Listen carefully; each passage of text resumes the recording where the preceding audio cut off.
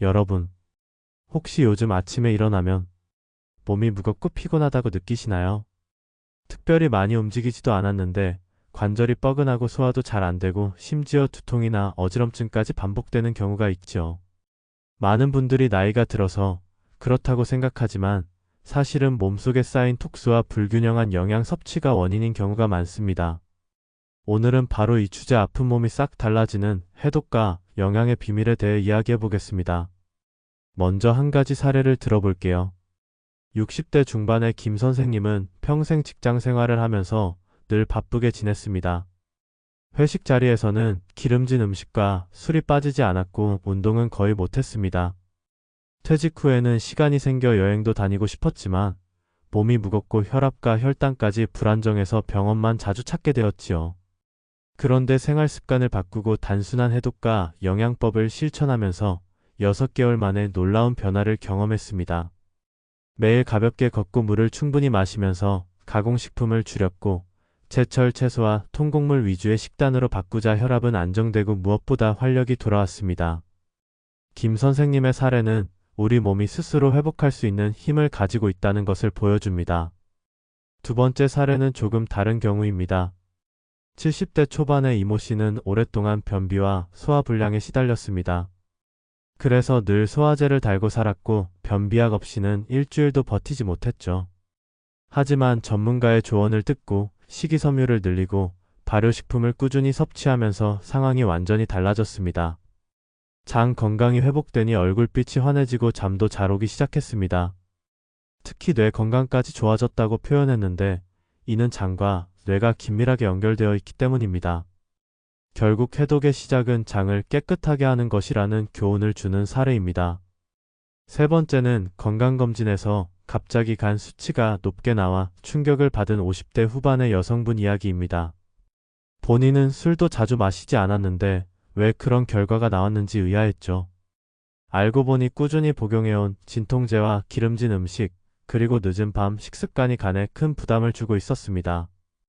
이후 간에 좋은 음식인 녹황색 채소와 콩류를 섭취하고 기름진 음식은 줄였으며 하루 한 번은 땀을 흘릴 수 있는 가벼운 운동을 실천했습니다. 3개월 뒤 수치는 눈에 띄게 정상에 가까워졌고 체중도 자연스럽게 줄어들었습니다. 이 사례는 해독이 단순히 특별한 약이나 제품을 통해서가 아니라 일상 속 작은 선택을 바꾸는 것에서 시작된다는 점을 잘 보여줍니다. 그렇다면 우리도 지금부터 무엇을 실천할 수 있을까요? 먼저 몸속 톡수를 줄이려면 단순하지만 중요한 기본 원칙부터 시작해야 합니다. 물을 충분히 마시는 것인데 하루에 최소한 6에서 8잔 정도는 나누어 마시는 습관을 들이시길 권합니다. 물을 통해 체내 노폐물이 배출되고 신장과 간의 부담이 줄어듭니다. 특히 아침에 일어나서 마시는 한 잔의 물은 밤새 쌓인 노폐물을 씻어내는 데 큰 효과가 있습니다. 다음은 음식입니다. 해독과 영양의 균형을 위해서는 채소와 과일을 식탁의 중심에 두는 것이 좋습니다. 특히 색깔이 진한 채소와 과일은 항산화 성분이 풍부해서 세포의 노화를 막아줍니다. 그리고 통곡물과 콩류를 꾸준히 섭취하면 혈당을 안정시키고 장내 환경을 개선해줍니다. 반대로 가공식품과 설탕이 많은 음식은 줄이는 것이 중요합니다. 당장은 달콤하고 맛있지만 몸속 염증을 키우고 면역력을 떨어뜨리기 때문입니다. 또 하나 간과하기 쉬운 것이 바로 수면입니다. 우리 몸은 자는 동안 해독과 회복을 가장 활발히 진행합니다. 수면이 부족하거나 불규칙하면 아무리 좋은 음식을 먹고 운동을 해도 효과가 반감될 수밖에 없습니다. 따라서 매일 일정한 시간에 잠자리에 들고 최소한 7시간 이상 숙면을 취하는 습관이 필요합니다. 운동 역시 해독과 영양의 중요한 축입니다. 땀을 흘리며 움직일 때 혈액순환이 원활해지고 노폐물이 배출됩니다. 꼭 헬스장에서 무거운 운동을 할 필요는 없습니다. 빠르게 걷기나 가벼운 스트레칭만으로도 충분히 효과를 얻을 수 있습니다. 특히 50대 이후에는 근육량 유지가 곧 건강 수면과 직결되기 때문에 근력 운동을 병행하는 것도 추천합니다. 여기에 더해 우리가 자주 잊는 것이 마음의 해독입니다. 스트레스는 몸속 염증을 키우고 호르몬 균형을 깨뜨립니다. 매일 잠시라도 명상이나 깊은 호흡을 통해 마음을 안정시키는 습관을 들이면 훨씬 가볍고 건강한 삶을 살 수 있습니다. 결국 해독과 영양은 특별한 방법이 아니라 일상 속에서의 작은 선택과 꾸준한 실천이 핵심입니다. 해독은 톡소를 비워내는 과정이고 영양은 채우는 과정입니다. 이 두 가지가 균형을 이룰 때 몸은 스스로 치유하고 회복하는 힘을 발휘합니다. 앞서 살펴본 세 가지 사례처럼 지금 당장 할 수 있는 작은 변화를 선택한다면 누구든 아픈 몸을 달라지게 만들 수 있습니다. 여러분 혹시 요즘 몸이 무겁고 쉽게 피곤해지지 않으신가요? 예전에는 하루 종일 움직여도 거뜬했는데 요즘은 잠깐만 걸어도 숨이 차고 무릎이 쑤신다며 걱정하는 분들이 많습니다. 병원에 가면 특별한 질환은 없다는데 이상하게도 피곤이 풀리지 않고 머리까지 무겁다면 이것은 단순한 노화가 아니라 몸속에 쌓인 톡스와 부족한 영양의 신호일 수 있습니다. 오늘은 아픈 몸이 싹 달라지는 해독과 영양의 비밀에 대해 깊이 있는 이야기를 나눠보려 합니다. 사람들은 흔히 해독이라고 하면 특별한 약이나 비싼 프로그램을 떠올립니다. 하지만 진짜 해독은 우리의 일상 속에서 조금씩 실천할 수 있는 생활 습관에 달려 있습니다. 몸에 쌓인 톡소를 줄이고 필요한 영양소를 채워 넣는 것이 핵심이죠. 이 두 가지가 균형을 이루면 몸은 스스로 회복할 힘을 되찾게 됩니다.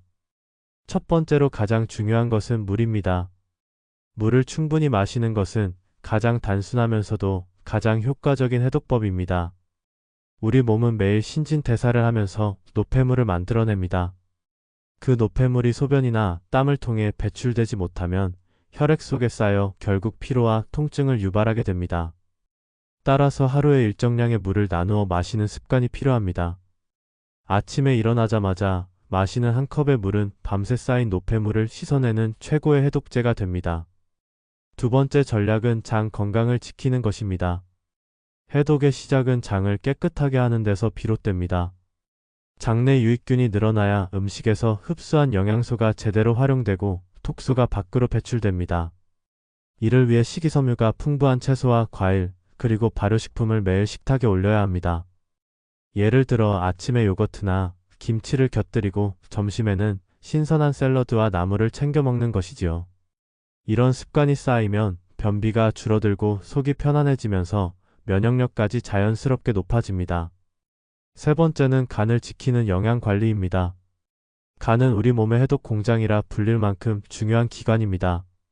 술뿐 아니라 기름진 음식, 과식, 불규칙한 생활 습관은 모두 간에 큰 부담을 줍니다.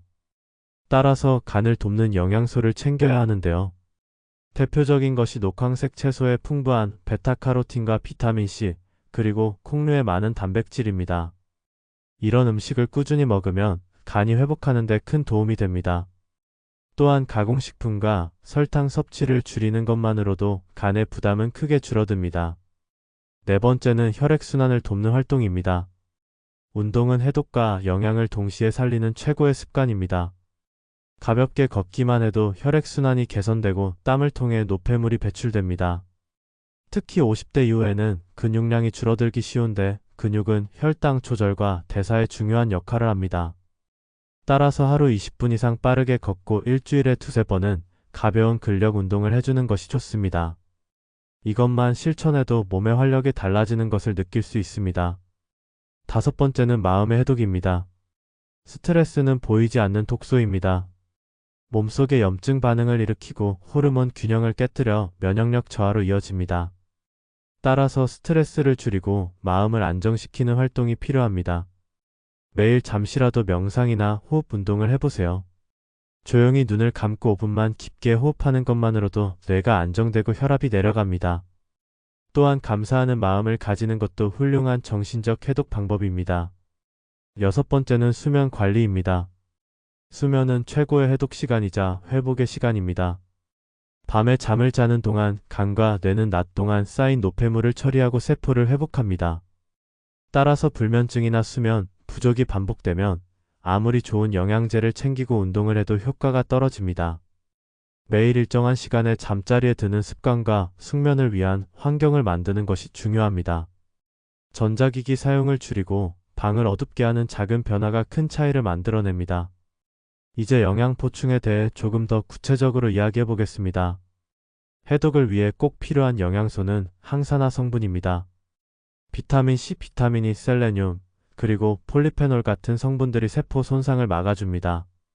이 성분들은 신선한 채소와 과일, 견과류에 풍부합니다. 또한 오메가3 지방산은 염증을 줄이고 뇌 건강에 도움을 줍니다. 연어, 고등어, 아마씨 같은 음식이 좋은 공급원입니다. 이런 음식을 매일 조금씩 섭취하는 것이 건강한 노후에 큰 힘이 됩니다. 한편 주의할 점도 있습니다. 해독이라는 이름으로 과도한 단식이나 무리한 주스 클렌즈를 시도하는 것은 오히려 몸을 해칩니다. 우리 몸은 균형 잡힌 영양이 있어야만 스스로 회복할 수 있습니다. 따라서 극단적인 방법보다는 꾸준히 지속할 수 있는 습관을 찾는 것이 무엇보다 중요합니다.